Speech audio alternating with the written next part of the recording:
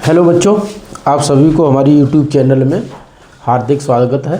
जैसा कि आप लोग जानते हो कि मैं आप लोगों को फिजिक्स की क्लास लेकर के आया हूं, जिसमें हमारा चैप्टर है थर्ड चैप्टर में कुछ टॉपिक मैंने इससे पहले वाली वीडियो में पढ़ा दिए हैं। उसमें वैद्युत विभव क्या होता है, वैद्युत विभवांतर क्या होता है, इलेक्ट्रॉन वोल्ट क्या होता है, इलेक्ट्रॉन वोल्ट को प्रूफ कैसे करते हैं, वैद्युत विभवांतर की विमा क्या होती है, उसका मात्रक क्या होता है, ये सारी चीज़ें मैंने इसे अगली वीडियो में बता दी हैं। आज जो है हम उसके आगे का टॉपिक हमारा है, उसे लेकर के वीडियो स्टार्ट कर रहा हूँ। जैसे वैद्युत क्षेत्र संरक्षी है, ठीक है। इसके बारे में हम बारी बारी से समझाएंगे। आगे इसी तरीके से इस चैप्टर में जितने भी टॉपिक हैं उन सारी टॉपिक को हम क्लियर कराएंगे, ठीक है। तो इसी कड़ी में कहना चाहूँगा कि आप हमारे चैनल को सब्सक्राइब, लाइक और शेयर अपने दोस्तों में कर दें, ताकि उनका भी भला हो सके और वो भी हमारी वीडियो देख करके अपनी पढ़ाई कंटिन्यू कर सकें। तो देखो बेटा, हमारा टॉपिक पहला है, लिखा है यहाँ पर वैद्युत क्षेत्र संरक्षी है। देखो, संरक्षी का मतलब ये होता है, ये वह क्षेत्र होता है जिसमें किया गया कार्य उस पथ पर निर्भर नहीं करता है। याद रखिएगा, संरक्षी क्षेत्र क्या होता है, मतलब वह क्षेत्र जिसमें किया गया कार्य पथ पर निर्भर नहीं करता है, ठीक है। क्या नहीं करता है, पथ पर निर्भर नहीं करता है। तो लिख लीजिए बेटा, संरक्षी क्षेत्र, संरक्षी क्षेत्र वह क्षेत्र है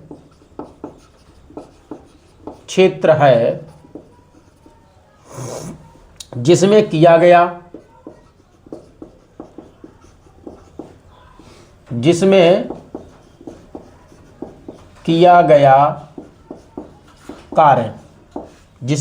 गया कार्य पथ पर निर्भर ना करे, पथ पर निर्भर ना करें वैद्युत क्षेत्र संरक्षी कहलाता है।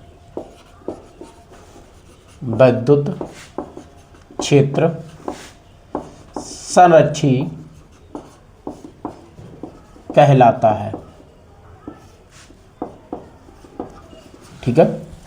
इसमें समझेंगे छोटा सा, जैसे सपोज के लिए, जैसे ये बिंदु हमारा ए है, ठीक है, और ये बिंदु हमारा बी है, ठीक है। ये ए है, ये बी है, ठीक है। अब इसमें बेटा इस तरीके से देखिए, ये ग्राफ गया है और ये यहां से इधर गया है, ठीक है, समझो, ठीक है। तो ये एक क्या है, बंद पृष्ठ वक्र बन गया, ठीक है। दूसरे शब्दों में हम आप इसे कह सकते हैं कि संरक्षी क्षेत्र वह है जिसमें पूरे बंद चक्र में, देखो दूसरे शब्दों में, या इसे पहले लिख लो यहां पर बी, देखिए बेटा, तो ये इस तरीके से जाएगा, वेक्टर ई वैद्युत क्षेत्र हो गया, और ये इधर को जाएगा तो यहाँ डी आर हो जाएगा, ठीक है।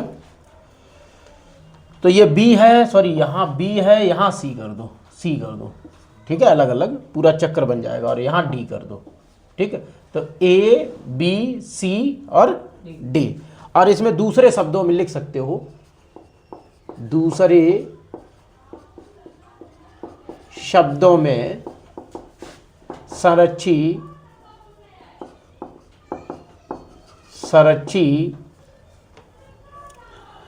क्षेत्र वह है जिसमें पूरे बंद चक्र का, याद रखना ये क्या है, एक बंद चक्र है जिसमें जिसमें पूरे बंद चक्र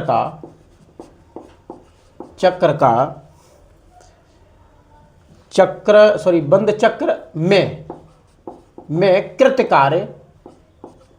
कार्य जो कार्य हो रहा है, पूरे बंद पृष्ठ में जो बेटा कार्य हो रहा है, कृत कार्य शून्य हो।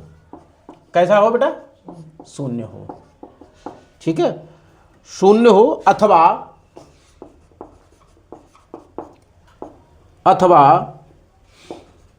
कण की गतिज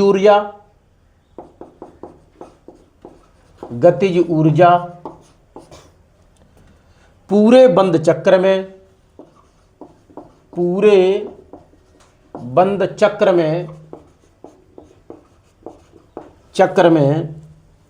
अपरिवर्तित रहे।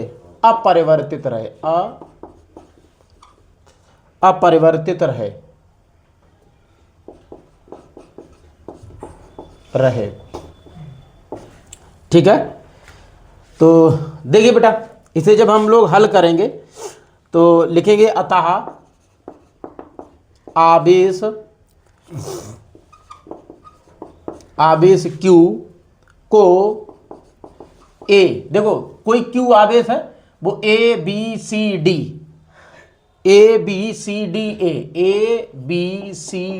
A के अनुदिश ले जाने में,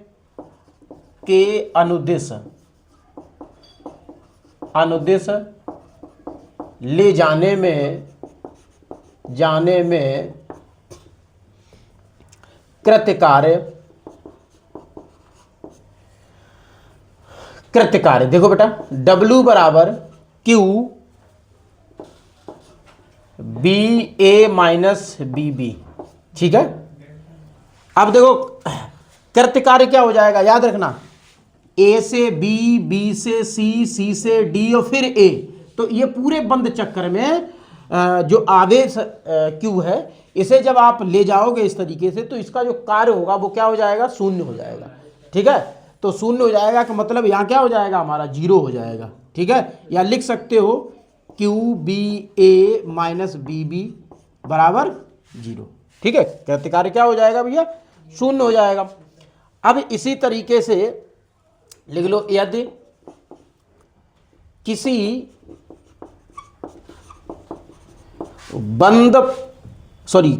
बिंदु पर वैद्युत क्षेत्र की तीव्रता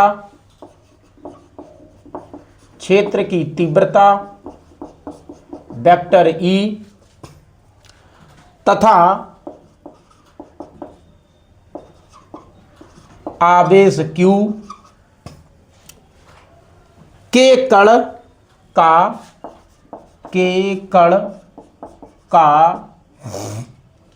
एक बिंदु के पथ के अनुदिश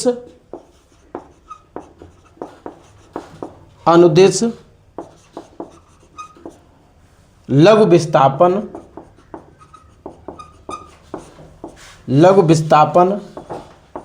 वेक्टर dr बेटा, ये लघु विस्थापन क्या है? वेक्टर dr हो, तो वैद्युत बल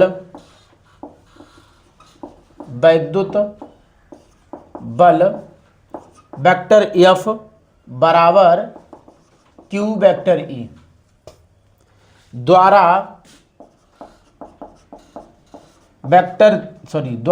विस्थापन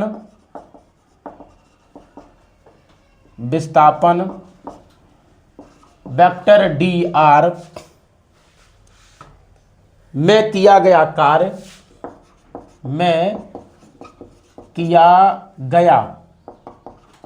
कार्य। तो यहां लिख दो बेटा, W बराबर, या dW विस्थापन है इसलिए dW बराबर QE डॉट dr वेक्टर।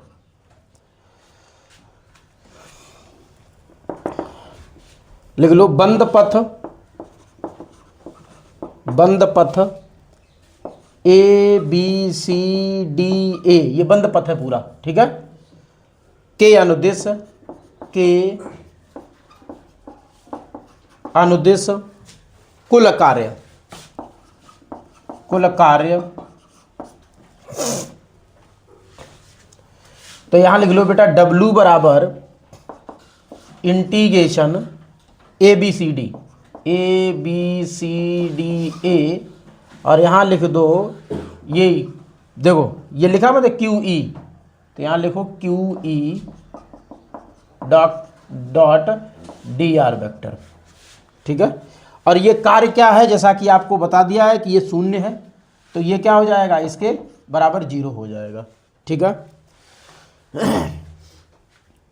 आप लिख सकते हो इसे समीकरण 1।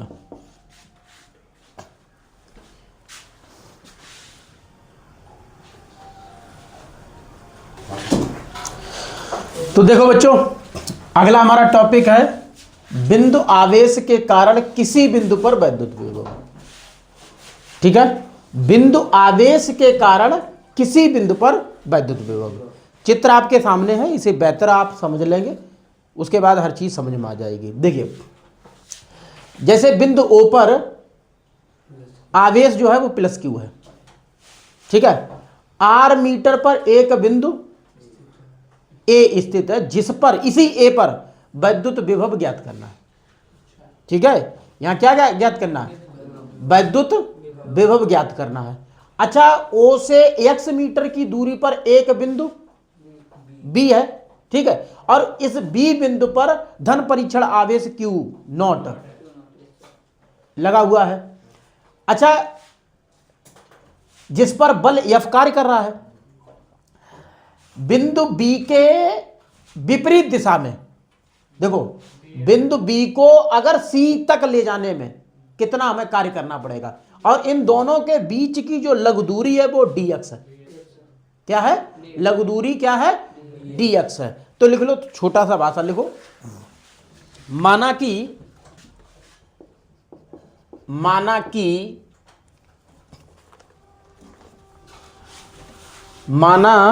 कि बिंदु O पर +Q कूलाम का आवेश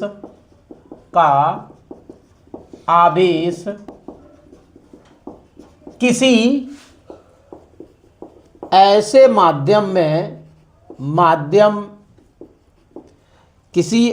माध्यम में स्थित है जिसका परावैद्युतांक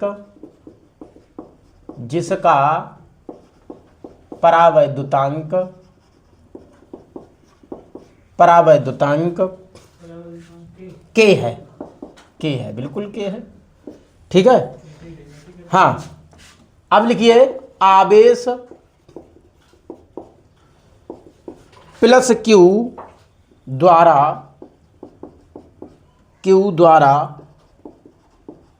उत्पन्न वैद्युत क्षेत्र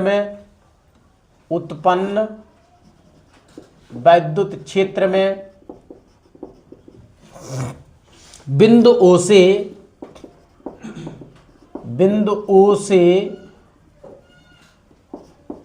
से R मीटर की दूरी पर एक बिंदु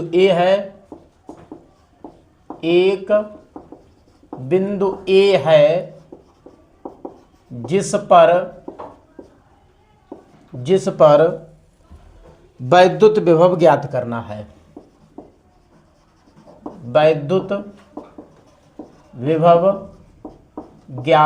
है, ठीक है।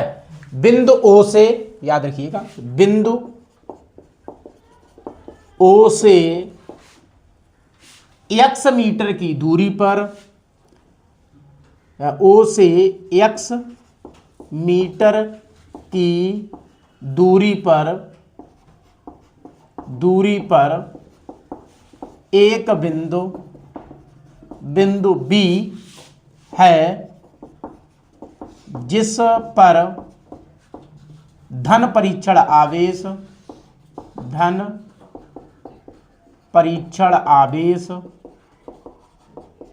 प्लस Q नॉट स्थित है। ठीक है, स्थित है। ठीक है, फिर लिखो बिंदु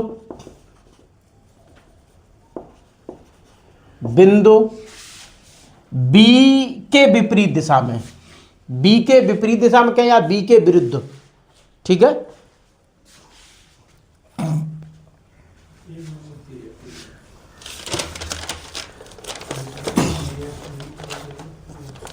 लिखो बिंदु B के विपरीत दिशा में धन परीक्षण आवेश या प्लस Q नॉट को बिंदु C तक ले जाने में कृत कार्य। ठीक है, अब यहां कृत कार्य निकालेंगे और कूलाम के नियम से, कूलाम के नियमानुसार। अब कूलाम का नियम क्या होता है, मैंने आपको बताया था, F बराबर, कूलाम का नियम क्या होता है, F बराबर 1/4πε0 Q1 Q2 बटा R स्क्वायर, यही होता है। लेकिन यहाँ एक हमारा आवेश प्लस Q है, दूसरा प्लस Q नॉट है। ठीक है, इन दोनों के बीच की दूरी क्या है, x है। ठीक है, तो ये लिखा जाएगा आपका F बराबर 1/4πε0 K, क्योंकि K जरूर लगाएंगे इसमें, क्योंकि परावैद्युतांक है, तो इसलिए इसमें क्या करना है, K लगाना है। उसके बाद Q और Q नॉट बटा x स्क्वायर। ठीक है, ये न्यूटन होगा। अब देखो बेटा, याद रखिएगा कि इसे विपरीत दिशा में उसके विरुद्ध ले जाएंगे तो जो दूरी होगी वो माइनस dx होगी। क्या होगी, माइनस dx होगी।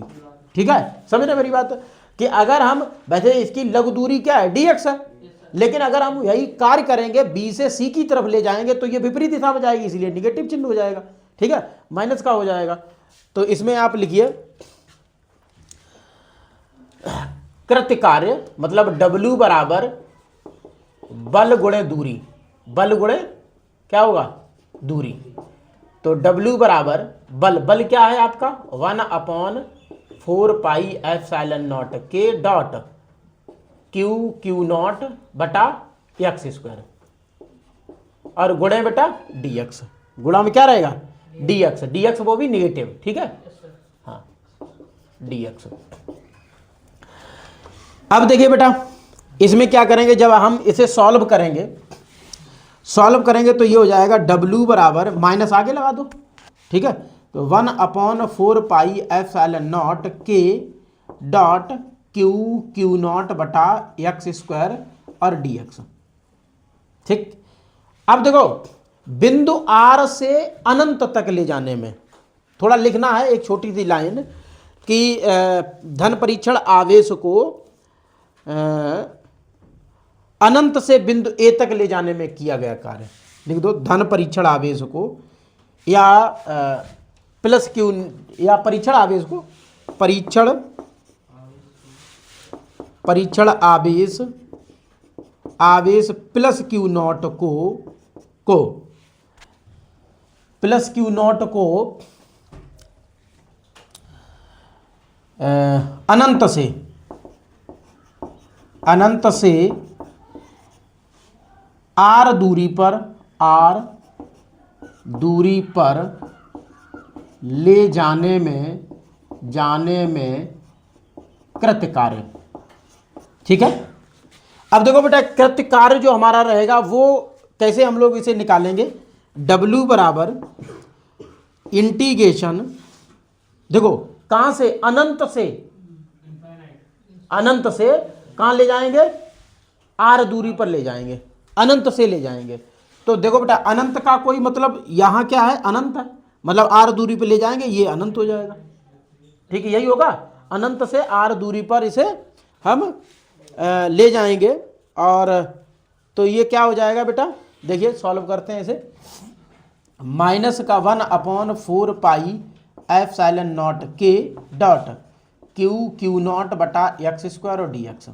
देखिए यहाँ हमारा एक्स और डी एक्स के सापेक्ष समाकलन करना है, ठीक है, बाकी ये जो चीज़ें हैं वो बाहर हो जाएंगी। तो ये हो जाएगा W बराबर माइनस का क्यू नॉट बटा 4 पाई एप्सिलॉन नॉट के, बचेगा हमारे पास आर और इन्फिनाइट 1/x स्क्वायर और dx, यही तो आएगा।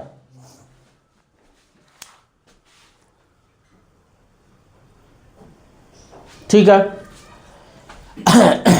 अब देखो बेटा यहां से लिखना स्टार्ट करें। देखिए W बराबर माइनस का क्यू नॉट बटा 4 पाई एप्सिलॉन नॉट के। देखिए समाकलन का नियम क्या होता है, समाकलन कैसे सॉल्व होता है, जैसे 1/x स्क्वायर है, ठीक है, पहले समझ लो 1/x स्क्वायर है, ठीक है। तो इसका जब समाकलन करेंगे तो इस तरीके से ये होगा, ये इंटीग्रेशन है 1/x स्क्वायर, ऊपर जाएगा तो क्या हो जाएगा, x पे घात -2, यही होगा, ठीक है, और यहां हो जाएगा हमारा dx। ठीक, समाकलन का नियम ये होता है कि जितनी घातें होती हैं उसमें एक जुड़ता है और वो पूरी घात उठ करके भाग हो जाता है, ये समाकलन का नियम होता है। समझ में आई मेरी बात? समाकलन का जो रूल होता है वो चलता है, देखिए x पावर n है और इसका समाकलन होना है तो क्या हो जाएगा, x पावर n प्लस 1 बटा n प्लस 1। समझ रहे मेरी बात? जो घात होती है उसमें से एक प्लस होता है और उतना पूरा भाग हो जाता है। तो यहां घात कितनी है, -2, दो नहीं -2। तो ये W बराबर माइनस क्यू नॉट बटा 4 पाई एप्सिलॉन नॉट के, और ये हो जाएगा हमारा, ये जो लिमिट है वो इस तरीके से लिखी जाएगी, x पे घात -2 + 1 -2 + 1, ठीक है, और ये हो जाएगा r और अनंत। ठीक, जब आगे सॉल्व करेंगे तो W बराबर माइनस का क्यू नॉट बटा 4 पाई एप्सिलॉन नॉट के। अब समझो बेटा ये कितना होगा, ये हो जाएगा x पे घात -1, देखो -1 ही तो रहेगा और बटे में भी -1, यही होगा, r और इन्फिनिटी।